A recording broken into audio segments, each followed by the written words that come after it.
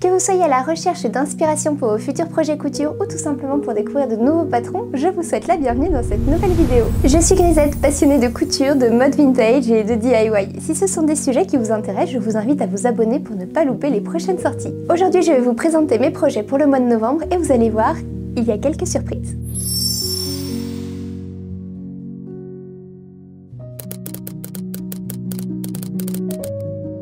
On commence tout de suite par le gilet Anouk de Jolie Lab, un gilet sans manches à l'allure bohème chic proposant plusieurs variantes, à porter sur un pull, une blouse ou sur une robe. C'est un patron parfait pour les débutants, qui demande peu de tissu. Ce patron, c'est vraiment un modèle que j'adore, j'en ai déjà fait plusieurs versions, alors pas forcément complète avec les poches et le col, mais ça reste quand même un basique que j'aime énormément coudre. Je ne veux vraiment pas gâcher ce tissu, ça fait des mois que je le garde dans mon stock car j'ai peur de ne pas choisir le bon projet. Mais là je me suis dit qu'il fallait que je me lance, surtout que la saison est parfaite pour porter ce genre de petit gilet. Ce patron est disponible en version pochette pour 15 € ou en version PDF pour 10 €. Il y a plusieurs variations possibles, de poches différentes, avec col ou sans, avec ou sans manchon. Si vous n'avez jamais matelassé, pas de panique, vous retrouverez sur le site de Jolie Lab un tutoriel en pas à pas. Il est conseillé d'utiliser des tissus fins à moyens comme du chambray, du coton ou encore du denim. J'en ai fait une version récemment en moumoute 100% coton imitation peau de mouton, j'adore. Cette fois, je vais couper une version dans ce joli tissu dabou en coton. Le dabou est une manière d'imprimer les motifs sur du tissu grâce à des blocs de bois. C'est une technique très répandue dans le Rajasthan. J'ai acheté ce 1,50 m de tissu au CSF il y a 2 ans, c'est dire s'il dormait dans mon stock. Je n'osais pas l'utiliser tellement je le trouve magnifique. Je ne me souviens plus du stand, donc si vous vous rappelez des vendeurs présents, n'hésitez pas à le laisser en commentaire. Ça m'aiderait grandement. Pour la doublure, je ne sais pas encore. Je voudrais quelque chose d'assez neutre, peut-être du noir.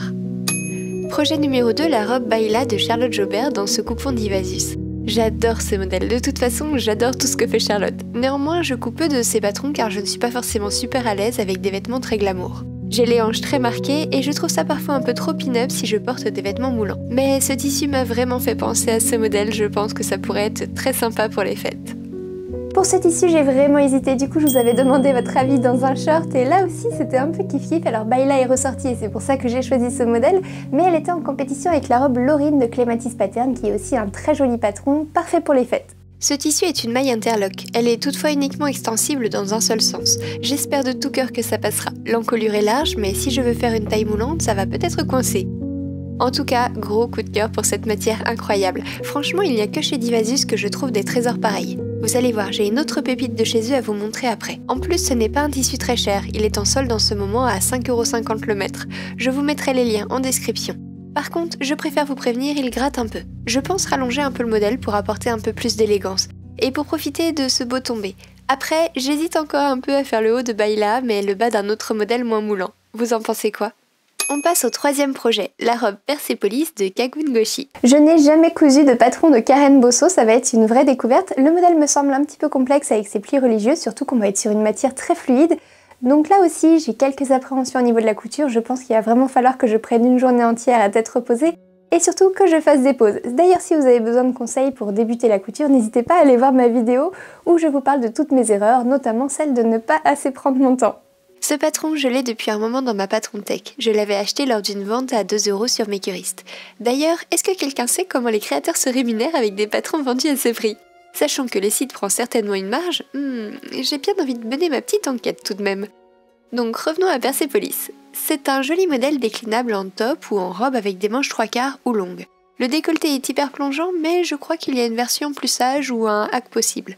J'adore les plis religieux en pointe sur le devant et les volants sur la jupe. Je pense qu'avec cette mousseline imprimée des coupons de Saint-Pierre, ça pourrait être très joli. Un peu inspiration The Couples avec des bottines et des collants noirs. Le tissu est transparent donc j'hésite à la doubler ou à simplement porter une sous-robe noire en dessous. En tout cas, le tissu est très fin et délicat. Parlons maintenant de Marrakech, cette jolie robe de la marque Otudo Fashion pour laquelle je vais bientôt vous proposer un test. J'ai déjà cousu la robe Marrakech par le passé et malheureusement le résultat était magnifique mais un peu trop grand pour moi, du coup j'avais offert ma robe à une amie. Cette fois je vais reprendre un peu le tableau des tailles mais le jeu des tests de patron c'est aussi de coudre le vêtement en s'y fiant uniquement et sans faire de vérification. Donc on verra ce que ça donne mais j'espère vraiment qu'elle va m'aller car j'ai bien besoin d'une petite robe noire dans mon dressing. Cette fois je vais coudre la version numéro 1 dans un brocart légèrement élastane de Divasus, ce qui va peut-être me permettre de la sous-tailler un peu. En tout cas, cette robe a vraiment une allure dingue. Le col qui remonte dans le cou, le décolleté en cœur, les pinces princesses, la pièce de devant sans couture, les fentes dans le dos, j'aime absolument tout de ce modèle très travaillé. Je ne vous parle pas plus en détail de la marque car nous en reparlerons bientôt, mais sachez tout de même, avant de vous lancer, que les instructions sont en anglais. Il y a plusieurs moyens de les traduire, mais je préférais vous prévenir. Quant au tissu, je le trouve vraiment très beau. Les brocarts faisaient partie de mes tissus favoris quand j'ai commencé. J'en utilise moins maintenant car finalement on n'en trouve pas tellement avec de beaux motifs. Celui-ci est discret et s'adaptera bien au modèle. Ma seule interrogation reste de savoir si ce ne sera pas trop austère. Je ne sais pas trop quel accessoire il faudra que je rajoute pour casser ça, ou alors je la joue à fond Dita Von Teese. Je dis ça, mais je serais bien incapable d'assumer son look de femme fatale que je trouve pourtant incroyable. Un dernier point, Marrakech est annoncée pour un niveau 4 sur 5, mais de souvenir elle n'était pas si compliquée. Je vous dirai ça dans ma prochaine vidéo donc. Alors cette robe ça a été un coup de cœur au hasard de mes recherches de patrons vintage. Il me semble que je cherchais plutôt une veste inspirée des années 50 quand je suis tombée sur cette robe typée plutôt 1930-1940.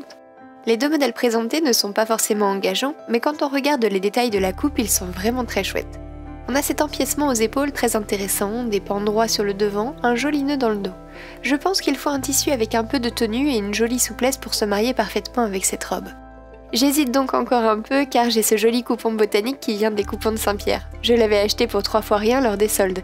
Depuis, il dort dans mon stock car à chaque fois j'hésite et je finis par l'y ranger. Il est très beau, les motifs sont fins et tout à fait dans ce que j'aime porter, mais sur du coton si fin on a un problème de froissabilité. J'ai bien peur que ça ne donne pas grand chose avec ce modèle. En même temps, si je ne le tente pas, il va continuer de prendre de la place dans mes armoires inutilement, donc j'ai décidé de me lancer. Butterick est une des premières maisons de patrons qui ait existé. C'est son créateur qui a lancé les patrons papier pour le grand public. Je fais pas mal de recherches sur le sujet en ce moment car j'aimerais beaucoup vous proposer une vidéo prochainement. Donc cette robe c'est un essai, mais en tout cas je trouve le modèle très sympa. Voici Yanina. Waouh, cette robe j'en suis complètement passée à côté, pourtant elle a l'air vraiment incroyable. J'aime ce jeu de drapé qui permettra de mettre le tissu en valeur. J'ai moins l'habitude du côté asymétrique en bas, mais je trouve ça assez joli sur le modèle. Je suis un peu moins fan cependant de l'élastique sur les manches et de leur largeur, mais je me dis que ça peut équilibrer la silhouette, donc je vais tester. Je dois vous avouer que j'ai quelques appréhensions pour Yanina, c'est un tissu auquel je tiens beaucoup et la robe a l'air un peu complexe avec tous ces drapés, donc j'espère vraiment que je serai à la hauteur. Pour le tissu, c'est franchement une des plus belles étoffes que j'ai eues entre les mains. Il vient de chez Divasus. C'est un jacquard de viscose et polyester qui s'appelle Viana. Il est vendu au prix de 7,60 € du mètre car il est en promotion pour le moment. Je crois malheureusement que ce sera trop tard car à l'heure actuelle il ne reste qu'un mètre sur le site. Je suis moi-même déçue car j'en aurais bien racheté quelques mètres supplémentaires car c'est un véritable coup de cœur. N'hésitez pas à aller voir régulièrement sur le site de Divasus, il y a souvent de nouvelles arrivées.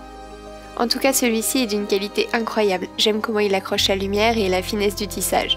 Avec cette robe j'espère vraiment être invitée dans un restaurant chic dans pas trop longtemps car j'ai déjà hâte de la sortir. Je croise quand même les doigts pour que tout se passe bien à la couture car le modèle me semble un peu complexe.